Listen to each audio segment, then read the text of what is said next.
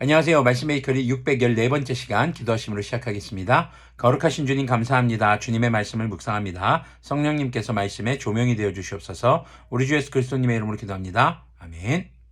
네, 오늘 보실 말씀은 창세기 49장 1절에서 28절까지의 말씀입니다. 야곱이 아들들을 불러놓고서 일렀다. 너희는 모여라. 너희가 뒷날에 겪을 일을 내가 너희에게 말하겠다. 야곱의 아들들아, 너희는 모여서 들어라. 너희의 아버지 이스라엘이 하는 말에 귀를 기울여라. 자, 우리가 흔히 이 49장을 야곱의 축복이라고 생각하는 경향이 있습니다. 그런데 엄밀히 따지면 야곱의 유언입니다. 지금 뒷날에 일어날 일, 겪을 일, 바로 앞으로 너희들이 겪을 일을 내가 말해주겠다라고 이야기를 시작하게 됩니다. 자, 3절부터 계속 보면요. 르우벤아, 너는 나의 맏아들이요, 나의 힘, 나의 정력의 첫 열매다. 그 영예가 드높고 그 힘이 드세다. 그러나 거친 파도와 같으므로 또 내가 아버지의 침상에 올라와서 내 아버지의 침상을 더럽혔으므로 내가 으뜸이 되지는 못할 것이다. 자, 지금 아버지의 첩과 동침했던 이 르우벤이 맏아들이지만 맏아들의 권리를 이어받지 못하게 되는 것을 이야기합니다. 자, 35장 22절에서 나왔던 사건이죠. 그래서 거친 파도와 같다. 이런 것은 이제 자신의 정욕을 다스리지 못했던 그런 모습이기도 한 것이죠. 그래서 결국 르우벤 지파는 맏아들임에도 불구하고 나중에는 그렇게 크게 두각을 나타내지 못하는 지파가 되고 맙니다. 자, 이런 것들을 보면 과연 이것이 축복인가? 라는 생각이 들기도 합니다. 5절 계속 보면요. 시몬과 레위는 단짝 형제다. 그들이 휘두르는 칼은 난폭한 무기다. 나는 그들의 비밀 회담에 들어가지 않으며 그들의 회의에 끼어들지 않을 것이다. 그들은 화가 난다고 사람을 죽이고 장난삼아 소의 발목 힘줄을 끊었다. 그 노여움이 혹독하고 그 분노가 맹렬하니 저주를 받을 것이다. 그들을 야곱 자손 사이에 분산시키고 이스라엘 백성 사이에 흩어버릴 것이다. 자, 시므온과 레위 이 둘은요, 어떻게 보면 르우벤을 이제 대신해서 맏아들의 권리를 이어갈 수 있는 사람이었죠. 그러나 지금 둘이 연합해서 할례라는 하나님의 언약을 속임수로 사용했던 그런 사건이 창세기 34장에 있었죠. 그리고 굉장히 폭력적이고 잔인한 방법으로 이제 사람들을 죽이게 복수하게 되는 거죠. 자, 그래서 저주를 받게 됩니다. 그래서 장자가 될 기회를 박탈 당하는 그런 이야기고요. 그리고 이제 이들이 나중에는 흩어지게 될 것이라고 이야기를 합니다. 시므온 같은 경우는 유다 지파에 흡수당하게 되지만 레위 같은 경우는 제사장 지파가 되어서 여러 성읍에 또 흩어지는 모습이라고 볼 수 있겠죠. 자, 근데 그럼 레위 지파 같은 경우는 이것이 과연 버릴까? 근데 복으로 보기에 더 가깝습니다. 왜 그러냐면은 하나님에 대한 레위 자손의 열심이 나타났기 때문입니다. 바로 출애굽기 32장 26절이죠. 지금 우리가 이 말씀을 읽고 있는데 이 말씀의 1차적인 독자는 출애굽 1세대입니다. 애굽에서 빠져나온 사람들에게 하나님께서 모세를 통해 기록하게 하신 말씀이 창세기, 출애굽기, 레위기, 민수기, 신명기 이렇게 되는 거죠. 그래서 창세기와 출애굽기 이것은 시내산에서 기록한 것으로 레위 자손이 이제 모든 지파 가운데 흩어져서 제사장 지파로 섬기게 되는 것을 또 말하기도 합니다. 자, 8절을 보면은요, 유다 지파에 대한 이야기가 좀 다소 길게 나옵니다. 유다야, 너희 형제들이 너를 찬양할 것이다. 너는 원수의 멱살을 잡을 것이다. 너희 아버지의 아들들이 내 앞에 무릎을 꿇을 것이다. 유다야, 너는 사자 새끼 같을 것이다. 나의 아들아, 너는 움킨 것을 찢어먹고 굴로 되돌아갈 것이다. 엎드리고 웅크리는 모양이 수사자 같기도 하고 암사자 같기도 하니 누가 감히 범할 수 있으랴. 임금의 지휘봉이 유다를 떠나지 않고 통치자의 지휘봉이 자손 만대에까지 이를 것이다. 권능으로 그 자리에 앉을 분이 오시면 만민이 그에게 순종할 것이다. 자, 내용을 자세히 보면은 유다 지파를 통해서 이스라엘의 왕이 계속 지속적으로 나오게 될 것이고 그 후손을 통해서 바로 구세주, 바로 우리 주 예수 그리스도님께서 오실 것을 이야기하고 있는 내용으로 우리가 볼 수 있겠습니다. 11절 계속 보면요. 그는 나귀를 포도나무에 매며 그 암나귀 새끼를 가장 좋은 포도나무의 가지에 맬 것이다.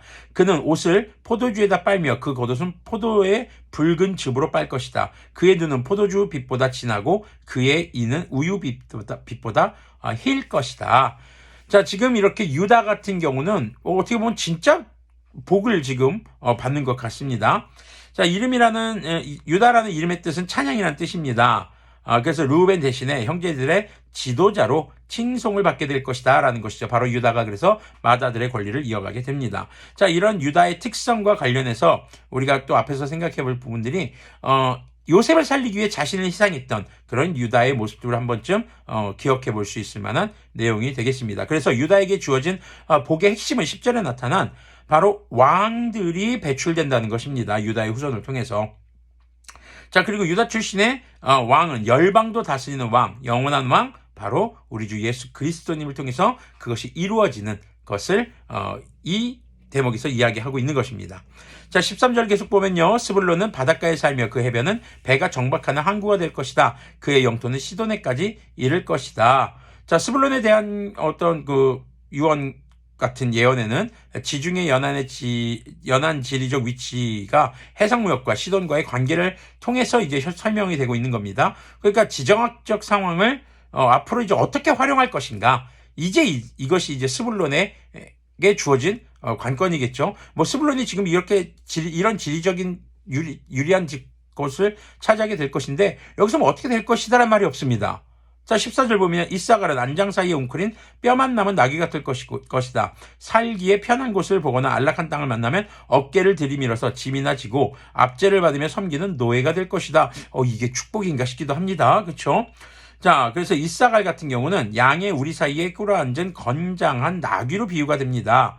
그래서 15절에서는 이 비유를 안락하고 게으른 삶을 탐내다가 자유를 포기하고 압제자에 굴복하는 근성, 이것과 연관해서 이야기하고 있는 것이죠. 그래서 땅의 비옥함, 나귀의 강함 자체는 하나님의 백성다운 삶을 보장하는 것은 아닙니다. 이게 나중에 이제 사사기 5장에 보면은 드보라가 노래한 대로 하나님에 대한 열심만 있다. 이런 뭐 행함이나 이런 게 없는 그런 지파로 이제 노래되기도 하죠. 그래서 이것도 지금 보면은 이사갈의 특징입니다. 보면 이 야곱이 자신의 아들들을 바라보면서 이 아들들이 이런 특징을 가지고 있구나라는 것을 담아내고 있다는 것도 우리가 생각해 볼 수 있는 대목이겠죠. 16절은요. 다는 이스라엘 한 지파 구실을 톡톡히 하여 백성을 정의로 다스릴 것이다. 다는 길가에 숨은 뱀 같고 오솔길에서 기다리는 독사 같아서 말발굽을 물어 말에 탄 사람을 뒤로 떨어뜨릴 것이다. 자, 단이라는 지파는 작지만 그 이름이 의미한 대로 심판, 재판 이걸 의미하거든요. 그래서 공의로 정의로 다스릴 것이다 라고 이야기를 하고 있고요. 또 침략자에 대해서도 용맹하게 싸우는 그런 지파가 된다라는 것을 이야기하고 있는 것입니다. 자, 뱀이 등장한다고 해서 이 뱀이 사탄을 가리키는 것은 아닙니다. 그래서 굉장히 지혜롭게 기습적인 공격들이라든가 이런 것들을 감행하는 것을 이야기하는 것이고요. 이것은 이제 사사시대 삼손과 단지파의 행동에서 또 나타나는 그런 모습이기도 합니다. 18절 보면요. 주님, 제가 주님의 구원을 기다립니다. 이렇게 쭉 자녀들에 대해서 이야기를 하다가 갑자기 한 텀 쉽니다. 야곱이 자녀들에서 말하기를 멈추고 기도하는 내용이라고 볼 수 있겠습니다. 그러니까 지금 자녀들에 대해서 이런 얘기를 하면서 뭐 체력적인 한계가 왔던가 아니면 뭔가 하나님께 간절히 기도해야겠다라는 타이밍이 왔던 것 같습니다. 그래서 이렇게 개인적인 믿음의 결단 그리고 하나님의 구원을 바라는 그래서 죄에 빠지지 않도록 간구하는 또 이것은 자녀들에 대한 기도이기도 했을 것으로 보여집니다. 자녀들이 이런 상황 속에서 주님의 구원을 경험할 수 있도록 도와달라는 것이겠죠. 자, 19절 계속 보면요. 갓은 적군의 공격을 받을 것이다. 마침내 적군의 뒤통수를 칠 것이다. 자, 갓에 대해서 예언한 히브리어 6단어 중에 4단어가 악랄하다, 괴롭히다를 의미하는 이제 어근의 변화예요. 이런 의미가 지금 많이 담겨져 있다는 겁니다. 그래서 요단강 동편에 위치한 갓지파가 적들에게 지속적으로 노출될 위협에 대한 상황을 표현한 것으로 우리가 볼 수 있겠습니다. 자, 그래서 나중에 보면은 이제 이 갓지파가 그런 침략을 받을 때에도 굉장히 용감하게 싸웠던 모습들이 있거든요. 그래서 모세는 갓지파를 사자에 비유하기도 했습니다. 자, 20절 보면요. 아셀에게서는 먹거리가 넉넉히 나올 것이니 그가 임금의 수라상을 맡을 것이다. 아셀은요, 땅의 비옥함으로 이제 찬사를 받게 됩니다. 지중해 가까이 위치한 이제 부요했던 아셀 지파가 임금의 수라상을 맡을 것인데 근데 이 임금이 누구인지는 여기서 안 밝히고 있어요. 어떤 왕에게 음식을 드릴 것인가?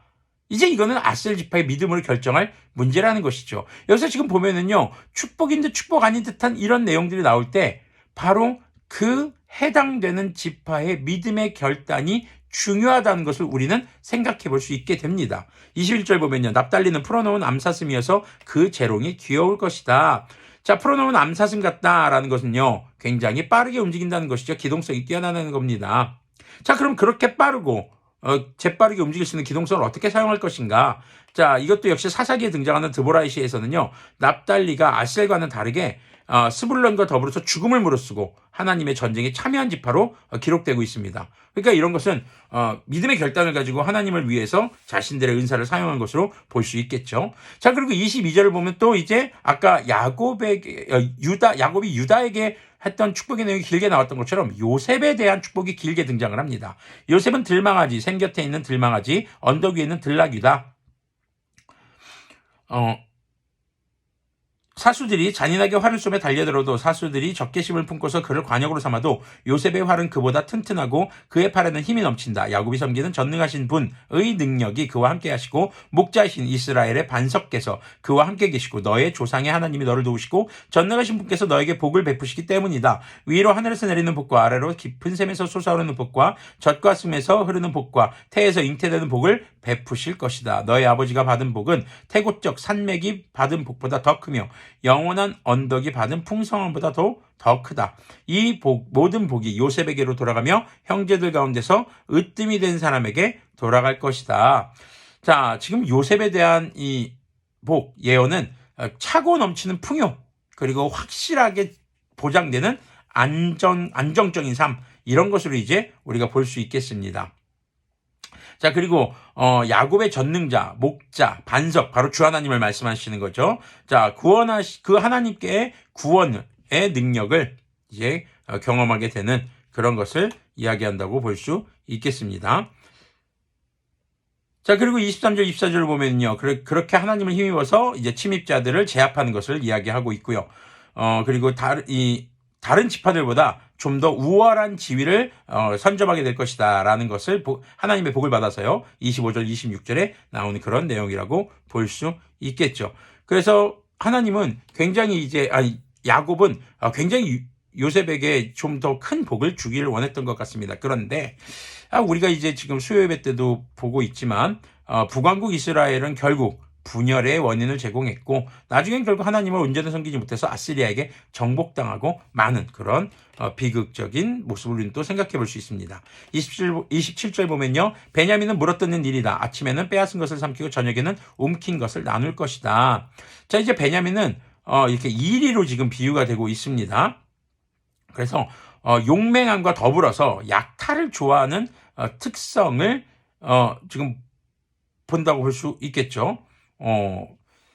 자, 근데 이런 것들이요, 어떻게 보면 약탈로 빠질 수 있고, 어떻게 보면은 이제 용맹함으로도 바뀔 수 있겠죠. 자, 드보라의 시, 아까도 얘기했던 사사기에서 나오는 5장에서 나오는 모습, 또 사사기 20장에서 나오는 모습을 보면은 이런 두 가지 측면도 굉장히 용맹하기도 하고, 하지만 또 한편으로는 아주 안 좋은 일에 또 연루되는 이런 모습으로도 나올 수 있습니다.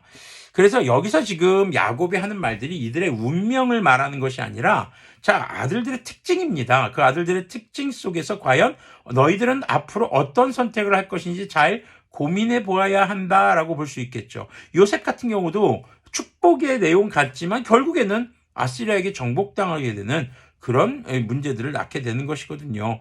그래서 하나님의 뜻을 믿고 순종하라는 도전을 지금 주고 있는 것으로 우리가 볼 수 있겠습니다. 자, 마지막 28절은요. 이들은 모두 이스라엘의 12지파이다. 이것은 그들의 아버지가 그들을 축복할 때의 한 말이다. 그는 아들 하나하나에게 알맞게 복을 주었다. 자, 축복을 하기도 하고 어떤 때는 저주가 등장하기도 했습니다. 7절 같은 경우가 이제 저주가 좀 등장하는 것이었죠. 자, 그러나 이런 이 예언이 여기서 마지막에서 축복이라고 불리는 이유가 있습니다. 바로 하나님의 주권과 그리고 그 주권 앞에 이 각 지파들이 어떻게 반응하냐에 따라서 그들이 저주의 삶에 놓일 수도 있고 주님의 구속사, 바로 구원하는 놀라운 하나님의 구속사에 포함될 수도 있기 때문인 것이죠. 물론 그들도 구원을 받을 수 있는 것이고요. 자, 우리가 믿음 안에서 오해해서는 안 되는 것이 하나님께서 우리의 운명을 결정지어 놓으셨다 아닙니다. 하나님께서는요, 우리 자신을 돌아볼 수 있게 하십니다. 우리는 말씀을 통해서, 예배를 통해서 나의 삶을 객관적으로 돌아볼 수 있게 됩니다. 그리고 나를 돌아보고 나에게 이런 문제가 있구나. 자, 이때에 모든 것을 선택할 때 우리는 하나님의 주권 앞에 겸손하게 주님의 뜻을 구하며 하나님의 뜻을 선택하고 그 뜻에 순종하는 선택을 할 때에 비로소 우리는 주님의 복을 받는, 주님의 강복 가운데 거하는 그런 사람들이 될 것이고, 우리 주 예수님 다시 오실 때에 이루실 완성된 구원에 참여할 수 있는 그런 자들이 될 수 있는 것이겠죠. 자, 이런 것들을 보면서 이런 축복, 이것이 과연 축복인가? 여러 가지 생각을 해볼 수도 있습니다.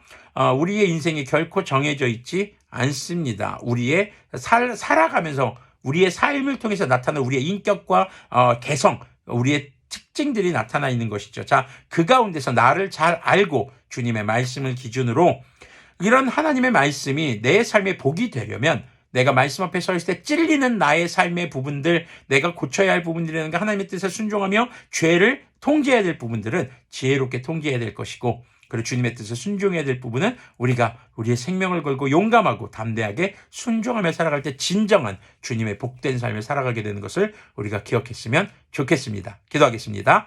거룩하신 주님 감사합니다. 주님께서 하신 모든 말씀들이 결국 주님께서는 주님을 믿는 우리들에게 하시는 말씀인 것을 기억하게 해주시고, 우리가 말씀을 거울 삼아 우리의 삶을 비추어 보며 우리가 주님 안에서 복받는 삶이 과연 무엇인가, 그것은 바로 주님의 말씀을 온전히 적용하고 나의 죄성을 잘 다스리며 성령님의 충만함을 통해 믿음의 삶, 주님의 뜻에 우리의 생명과 우리의 모든 것을 용맹하게 걸고 살아가는 삶을 통해 주님께서 완성하실 구원에 동참하는 것이 진정한 복인 것을 깨닫게 해주시고, 오늘도 주님의 뜻에 순종하며 복된 삶을 살아가는 주님의 자녀들 되도록 긍휼을 베풀어 주시옵소서. 우리 주 예수 그리스도님의 이름으로 기도합니다. 아멘. 네, 오늘도 주님의 뜻에 순종하고 우리의 죄를 잘 다스려서 주님의 복된 자녀로서의 삶이 되기를 소망합니다.